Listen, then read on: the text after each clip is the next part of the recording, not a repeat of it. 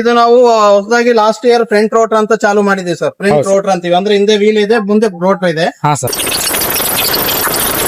ಒಂದು ಗಂಟೆಗೆ ಹೆಚ್ಚು ಕಮ್ಮಿ 1 ಎಕರೆ ಮಟ್ಟ ಹೊಡ್ಕೋಬಹುದು ಸರ್.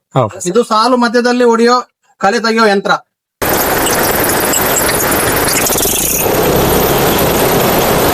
ಸರ್ ನಮಸ್ಕಾರ. ನಮಸ್ಕಾರ ಸರ್, ನಮ್ಮ ರೈತ ಬಾಂಧವರಿಗೆ ತಮ್ಮ ಒಂದು ಪರಿಚಯ ಮಾಡ್ಕೊಡಿ ಸರ್. ಸರ್ ನಮಸ್ಕಾರ, ನಮ್ಮ ಹೆಸರು ರಾಮ್ ಅಂತ, ಜೈ ಕಿಸಾನ್ ರಾಮ್. ನಮ್ದು Sindhanur sir, Raichur district. Okay sir, ಈಗ ನಿಮ್ಮ ಹತ್ರ ಇರುವಂತ ಒಂದು ಯಂತ್ರದಲ್ಲಿ ರೈತರು ತಮ್ಮ ಜಮೀನಲ್ಲಿ ಬಳಸ್ಕೊಂಡು ಮತ್ತೆ ಬೇರೆಯವ್ರಿಗೆ ಬಾಡಿಗೆ ಕೊಟ್ಟು ಒಂದು ಹೊಸ ಆದಾಯದ ಮೂಲವನ್ನ ಪಡ್ಕೋಬಹುದು ಅಂತ ಹೇಳಿದ್ರೆ ಅದ್ರ ಬಗ್ಗೆ ಒಂದಷ್ಟು ಮಾಹಿತಿ ತಿಳಿಸ್ಕೊಡ್ತೀರಾ ಸರ್? ಅದೇ ಸರ್, ಇದು ನಾವು ಹೊಸದಾಗಿ ಲಾಸ್ಟ್ ಇಯರ್ ಫ್ರಂಟ್ ರೋಟರ್ ಅಂತ ಚಾಲು ಮಾಡಿದೀವಿ ಸರ್. ಫ್ರಂಟ್ ರೋಟರ್ ಅಂತೀವಿ ಅಂದ್ರೆ ಹಿಂದೆ ವೀಲ್ ಇದೆ, ಮುಂದೆ ರೋಟರ್ ಇದೆ. ಹಾ ಸರ್. ಸೊ ಇದೇನಂದ್ರೆ ಸರ್, 1 ಎಕರೆಗೆ 1 ಗಂಟೆಗೆ ಹೆಚ್ಚು ಕಮ್ಮಿ 1 ಎಕರೆ ಮಟ್ಟ ಹೊಡ್ಕೋಬಹುದು ಸರ್. ಇದು ಸಾಲು ಮಧ್ಯದಲ್ಲಿ ಹೊಡೆಯೋ ಕಳೆ ತೆಗೆಯೋ ಯಂತ್ರ. ಸಾಲು ಮಧ್ಯದಲ್ಲಿ 2 ಸಾಲು ಗುಂಜಾಳ ಆಗ್ಲಿ, ಹತ್ತೆ ಆಗ್ಲಿ, ತೊಗರೆ ಏನಾದ್ರು ಇರ್ತಲ್ಲ ಸರ್, ಇದರಲ್ಲಿ 2 ಮಾಡಲ್ ಇದೆ ಸರ್ ನಮ್ದು. 18 ಇಂಚು ಸಾಲಲ್ಲಿ ಹೋಗೋದು ಒಂದು ಮಾಡಲ್, 24 ಇಂಚಲ್ಲಿ ಹೋಗೋದು ಒಂದು ಮಾಡಲ್ ಸರ್. ಈ 18 ಇಂಚಲ್ಲಿ 2 ಮಾಡಲ್ ಇದೆ. ಒಂದು ವಿತ್ ಗೇರ್ ಬಾಕ್ಸ್ ಅಂತೀವಿ, ವಿತೌಟ್ ಗೇರ್ ಬಾಕ್ಸ್ ಅಂತೀವಿ ಸರ್. ಇದರಲ್ಲಿ ವೀಲಿಗೆ ಪವರ್ ಇಲ್ಲ, ಇಲ್ಲಿ ವೀಲಿಗೆ ಪವರ್ ಇದೆ ಸರ್. ಈ ಮಾಡಲ್ ಅಲ್ಲಿ ವೀಲಿಗೆ ಪವರ್ ಇದೆ. ಸರ್ ಇದೇನಂದ್ರೆ ಸರ್, ಅವರು ಸ್ವಂತ ಭೂಮಿ ಒಂದು ಹೇಳಿದ್ನಲ್ಲ, 1 ಗಂಟೆಗೆ ಹೆಚ್ಚು ಕಮ್ಮಿ 1 ಎಕರೆ. ಸೊ ಇದು ಸಣ್ಣದಲ್ವಾ, 1.5 ಗಂಟೆಗೆ 1 ಎಕರೆ ಆಗ್ಲಿ ಆರಾಮ ಸರ್. ದೊಡ್ಡದಾದ್ರೆ 1 ಗಂಟೆಗೆ 1 ಎಕರೆ ಆಗ್ಲಿ ಆರಾಮ ಆಗುತ್ತೆ. 1 ಲೀಟರ್ ಖರ್ಚಾಗತ್ತೆ ಅಷ್ಟೇ ಪೆಟ್ರೋಲ್. ಅದ್ರಲ್ಲಿ ಏನಲ್ಲ, 100 ರೂಪಾಯಿ ಖರ್ಚದಲ್ಲಿ 1 ಎಕರೆ ಕಳೆ ತೆಗಿಬಹುದು. ಅದು ಓಡ್ತಾ ತೆಗಿಬಹುದು ಸರ್. ಎಲ್ಲ ನೋಡಿದ್ವಿ, ಎಲ್ಲ ವಿಡಿಯೋ ನಿಮ್ಗೆ ಕಳಿಸ್ತೀವಿ, ನೀವು ಡಿಸ್ಪ್ಲೇ ಮಾಡಿ. ಅವ್ರು ಸ್ವಂತ ಭೂಮಿ ಮಾಡ್ಕೊಂಡು ಅವ್ರು ದುಡ್ಕೋಬಹುದು. ಈಗ ಎತ್ತು ತಗೊಂತಾರಲ್ಲ ಸರ್, ಎತ್ತು ತಗೊಂಡು ಅವ್ರು ಸ್ವಂತ ಮಾಡಿ ಖಾಲಿ ಇದ್ರೆ ಎತ್ತಿನ ದುಡಿಯಕ್ ಬಿಡ್ತಾರೆ. ಸೊ ಅದ್ರಂಗ ಇದನ್ನು ದುಡಿಯಕ್ ಬಿಡ್ಬೋದು ಸರ್, ತಪ್ಪಿಲ್ಲ. ಈಗ ನಮಗೂ ಹೊಟ್ಟೆ ಐತಿ, ಅವರು ರೊಕ್ಕ ತಗೊಂಡಿರ್ತಾರೆ. ಸೊ ಅವರು ಹಾಕಿದ ರೊಕ್ಕ ಒಂದು 20-30 ದಿನದಲ್ಲೇ ಬರುತ್ತೆ ಆರಾಮಾಗಿ. 20-30 ದಿನದಲ್ಲಿ ಅವ್ರು ಹಾಕಿದ ರೊಕ್ಕ ವಾಪಸ್ ಬರುತ್ತೆ ಸರ್, ನಮ್ ಮಿಷನ್ ತಗೊಂಡ್ರೆ. ಓಕೆ, ಡೌಟ್ ಇಲ್ಲ ಸರ್. ಈಗ ಯಾವ್ಯಾವ ವೇರಿಯಂಟ್ ಗೆ ಏನೇನ್ ರೇಟ್ ಇದೆ ಅಂತ ಹೇಳ್ತೀರಾ ಸರ್? ಇದು ಬಂದು 29,000 ಮಾಡಿದೀವಿ sir, best and best price. ಇದರ ಗೇರ್ ಬಾಕ್ಸ್ ಮಾಡಲ್ಲ, 35 ಮಾಡಿದೀವಿ ಸರ್. ಏನಂದ್ರೆ ವೀಲ್ ಒಂದು ಗೇರ್ ಬಾಕ್ಸ್ ಇದೆ, ಗೇರ್ ಇದಾವೆ ಇದೆ. ಓಕೆ, ಇದು ಬಂದು 24 ಇಂಚ್ ಮಾಡಲ್ ಸರ್. ಇದ್ರ ಬಂದು 31,000 ಮಾಡಿದೀವಿ ಸರ್. ಇದರಲ್ಲಿ ಅಡಿಷನಲ್ ಆಗಿ ಅಂದ್ರೆ ಇದು ರೋಟೋವೇಟರ್ ನ ಇದು ಸರ್, ಈ ಪೀಸ್ ನ ಎಕ್ಸ್ಟ್ರಾ ಸರ್. ಅದು 3,000, ಸಣ್ಣದಾದ್ರೆ 2,500 ಸರ್. ಹಿಂಗ್ ಮಾಡಿದ್ವಿ ಸರ್. ಇದು ಆರಾಮಾಗಿ ಅವ್ರಿಗೆ VRL ಖರ್ಚು ಎಷ್ಟಾಗುತ್ತೆ ಅಂತ ಅಂತಾರಲ್ಲ ಸರ್, VRL ಖರ್ಚು 400-500 ರೂಪಾಯಿ ಆಗುತ್ತೆ.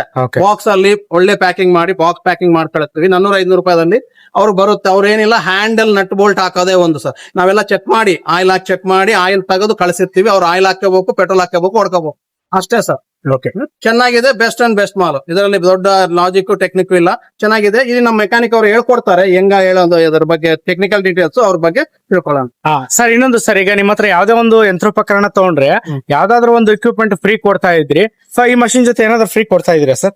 ಸರ್ ಕೊಡೋಣ ಸರ್. ಅವ್ರು ಬಂದು ಇಲ್ಲಿ ಬಂದವ್ರಿಗೆ, ಆನ್ಲೈನ್ ಅಲ್ಲಿ ಏನಿಲ್ಲ, ಇಲ್ಲಿ ಬಂದವ್ರಿಗೆ ಅವ್ರಿಗೆ ಏನೋ ಕಣ್ಣಿಗೆ ಇರಿಸುತ್ತೆ ಸ್ವಲ್ಪ, ಅದು ನೋಡಿ ಕೊಡ್ತಾ ಇರ್ತೀವಿ ಸರ್, ಅಷ್ಟೇ. ಅಲ್ಲೆಲ್ಲ ಕೊಡಲ್ಲ. ಸರ್ ಇದು ಮೇಂಟೆನೆನ್ಸ್ ಅಂದ್ರೆ ಇದಕ್ಕೆ ಏನಿಲ್ಲ ಸರ್. ಇದು 900 ml ಆಯಿಲ್ ಹಾಕ್ಯಬೇಕು ಸರ್. ಇದಕ್ಕ 2 ಕ್ಯಾಪ್ ಇರ್ತಾವ ಸರ್, ಈ ಕಡೆ ಒಂದು ಈ ಕಡೆ ಒಂದು. 2 ನೀವು ಎಕಡೆ ಅನುಕೂಲ ಆಗುತ್ತೆ ಆ ಕಡೆ ಹಾಕ್ಯಬೇಕು ಸರ್. ಇದು ಇದು ಆನ್ ಆಫ್ ಬಟನ್ ಸರ್. ಇದು ಆಫ್ ನಾಗಿಟ್ಟು ಚಾಲು ಮಾಡಕ್ ಹೋದ್ರೆ ಮಿಷಿನ್ ಚಾಲು ಆಗಲ್ಲ. ಇದು ಆನ್ ಆಗಿಟ್ಟೆ ಚಾಲು ಮಾಡ್ಕೋಬೇಕು. ಇಲ್ಲಿ ಒಂದ್ ಚೌಕ್ ಇತ್ತು ಸರ್. ಇದು ಚೌಕ್ ಈ ಕಡೆ ಹಾಕ್ಯಂದು ಚಾಲು ಮಾಡಿದ್ರೆ ಇಂಜನ್ ಚಾಲು ಆಗುತ್ತಾ.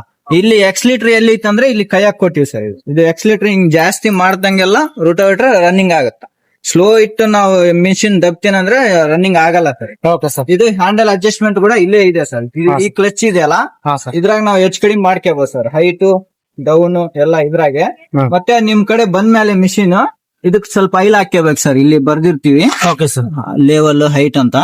ಜಾಸ್ತಿ ಕೂಡ ಹಾಕ್ಯಬಾರ್ದು. ಅದಕ್ಕೆ ಎಷ್ಟು ಹಾಕಿ ನಾವು ಎಷ್ಟು ಬರ್ದಿರ್ತೀವಿ ಅಷ್ಟೇ ಹಾಕಿ ಅಂದ್ರೆ ನಿಮ್ಗೆ ಏನ್ ಪ್ರಾಬ್ಲಮ್ ಏನ್ ಆಗಲ್ಲ. ಓಕೆ ಸರ್, ಈಗ ಇಲ್ಲಿ ಆಯಿಲ್ ಹಾಕ್ಬೇಕಂತ ಹೇಳಿದ್ರಲ್ಲ, ಅದು ಎಷ್ಟು ದಿವಸಕ್ಕೆ ಒಂದ್ಸಲ ಚೇಂಜ್ ಮಾಡ್ಬೇಕು? 40 ತಾಸು ಹೊಡೆದ್ಮೇಲೆ ಆಯಿಲ್ ತೆಗೆದು ಬಿಡ್ಬೇಕು ಸರ್. ತೆಗೆಯೋದು ಎಲ್ಲಿ ಇದೆ ಅಂದ್ರೆ ಈ ಬೋಲ್ಟ್ ಇದೆ ಅಲ್ಲ, ಈ ಬೋಲ್ಟ್ ಬಿಚ್ಚಿಬಿಟ್ರೆ ಹಳೆ ಆಯಿಲ್ ಎಲ್ಲ ಹೊರಗ್ ಬಂದ್ಬಿಡ್ತ.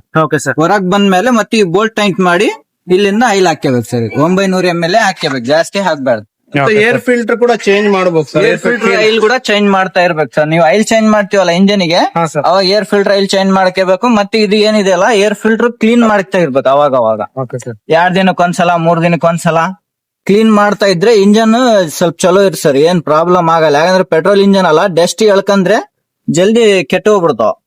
ನಾವು ಡಸ್ಟ್ ಹೋಗ್ಲಾರ್ದಂಗ್ ನೋಡ್ಕೋಬೇಕು ಸರ್. ಇದೇ ಏರ್ ಫಿಲ್ಟರ್ 2 ಇರ್ತಾವ ಸ್ಪಂಜ್ ಇದ್ರಾಗ. ಸೊ ಪೆಟ್ರೋಲ್ ಹಾಕಿ ತೊಳೆದು ಹಾಕ್ಯಂಬಿಟ್ರೆ ಆಯ್ತು ಸರ್. ಇದ್ರೊಳಗೆ ಹೆಂಗನ ಆಯಿಲ್ ಇರ್ತಲ್ಲ, ಅದ್ ಡಸ್ಟ್ ಬಂದ್ ಎಲ್ಲಾ ಇಲ್ಲೇ ಉಳ್ಕಂತೈತಿ. ಸ್ವಲ್ಪ ವಾಟರ್ ಸರ್ವಿಸ್ ಅಂತ ಮಾಡ್ಕೇಸಿ ಮತ್ತೆ ಫಿಟ್ ಮಾಡ್ಬಿಟ್ರೆ ಆಯ್ತು ಸರ್, ನೀಟಾಗಿ ಇರುತ್ತೆ ಮಿಷಿನ್. Okay sir. ಸರ್ ಈಗ ಇದೊಂದ್ಸಲ ಆನ್ ಮಾಡೋದು ಯಾವ ತರ ಅಂತ ಆನ್ ಮಾಡಿ ಸ್ವಲ್ಪ ಟ್ರಯಲ್ ತೋರಿಸ್ತೀರಾ ಸರ್? ಟ್ರಯಲ್ ತೋರಿಸ್ತೀವಿ.